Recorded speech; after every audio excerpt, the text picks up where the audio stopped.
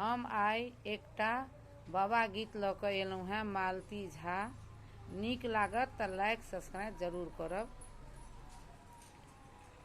कोने बाबा होए ता आचार्य गुरु, ओ जे कोने बाबा ब्रह्मा है तहे, ओ जे कोने बाबा ब्रह्मा है तहे, कोने बाबा होए ता गायत्री जाप, ओ जे कोने बाबा सावित्री जाप हे, ओ जे कोने बाबा सावित्री जाप हे, कोने माँ काटती जानौआ सूत, ओ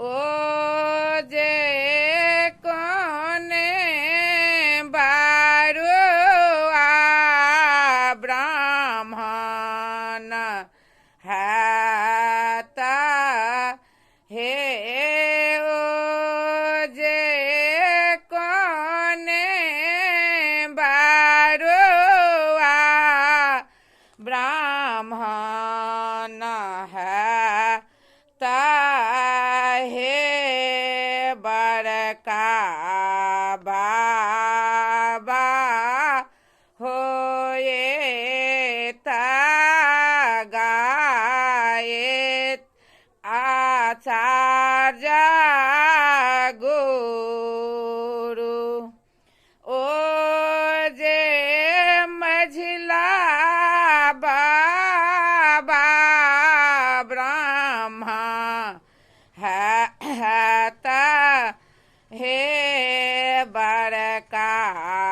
बाबा होए ता आचार्य गुरु, ओ जे मझिला बाबा ब्रह्मा है तहे, छोटका बाबा होए ता गायत्री जाप, ओ जे अपन बाबा सावित्री जाप हे, ओ जे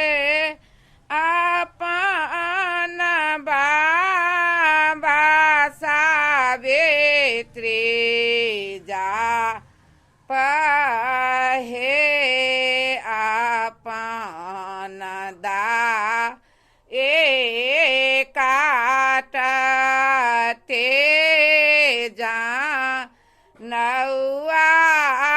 सूत, ओ जे बरुआ ब्राह्मण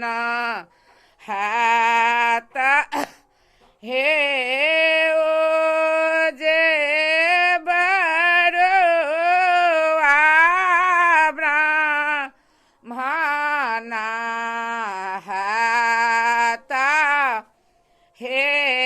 मार बाहे घृता ढारा के गेला ओ जे स्वर्गा ये जोता भेला हे स्वर्गा का पितारा